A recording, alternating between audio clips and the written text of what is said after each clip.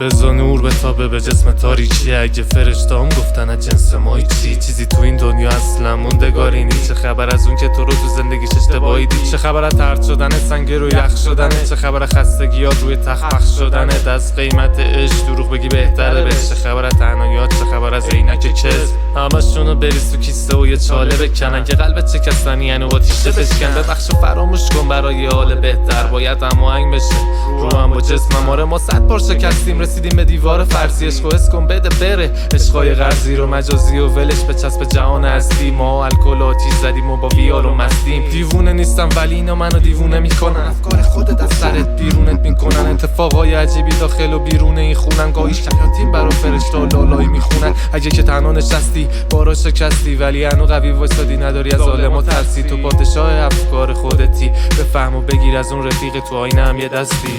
بذار تاریکی محفشه ویروس نور هر اتفاقی افتاد قوی بمون. بذار تاریکی پرپرشه ویروس نور هر جا که تردیدی داشتی همینو بخون. همینو بخون.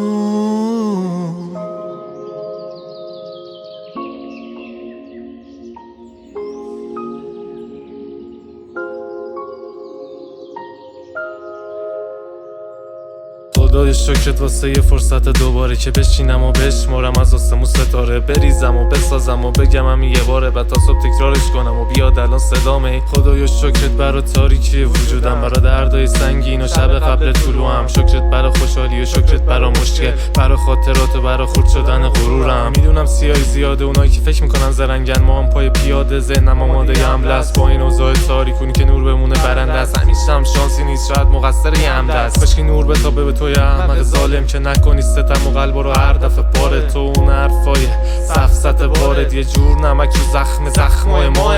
میری میدی زیر میزی دیدی چقدر ریزه میزی. مگه تیزی دیدی خیس خیسی میزنی زر ریزی دنبال زف میگردی بشکامون میخندی. فکر میکنی بیرحمی شاخی جنگی میچرخی از همه جا ترد شدی میای و بر میگردی. یاری ازم میخوای ساقی قلم بیار، معمولا در حال ساختنم نیست ذهنم بیکار. یه شاعر خسته با یه دونه گیتار میسازم از تاریکی درونم و بور نور. تو هم میتونی رد بشی بگی دیوونه بود. میسازم از تیکای قلبم کیک و بیساحت میکشم رو تاریکی بی صدای خط.